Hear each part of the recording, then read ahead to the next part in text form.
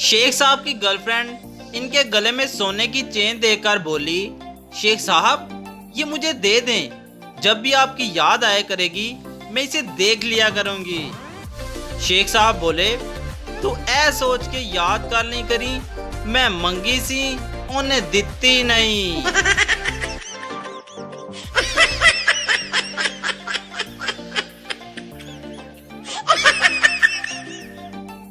एक पठान बगैर टिकट के ट्रेन में सफर कर रहा था।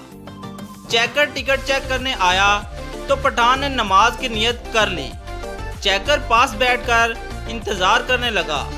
पठान गुस्से से तेज आवाज में बोला, 100 रकात नमाज नफल, बहावलपुर से पेशावर तक, अल्लाहु अकबर।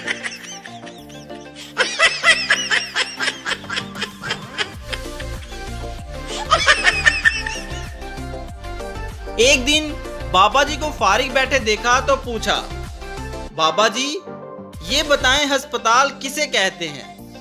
बाबा जी पहले मुस्कुराए, फिर एक हुक्के से लंबा कश मारने के बाद फिजा में धुओं का बादल छोड़ते हुए फरमाया, पुत्र जमीन से आसमान पर जाने के लिए रास्ते में जो टूल प्लाजा आता है इसे अस्पताल कहते हैं।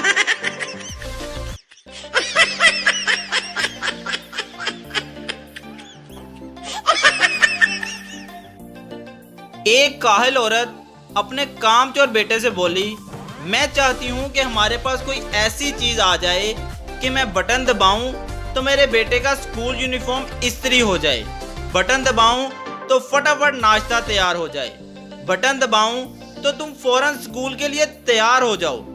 बेटा बोला, लेकिन मम्मा वो तो ठीक है, लेकिन इतनी दफा बटन दबाएगा कौन।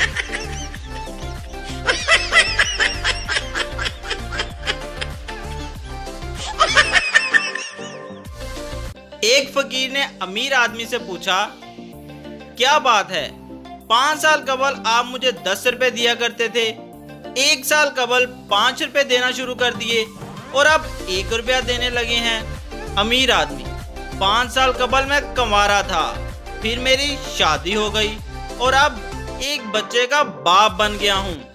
फकीर, बहुत खूब, तो आप मेरे पैसों से अपने खानदान के अखराजात पूरे कर रहे हैं।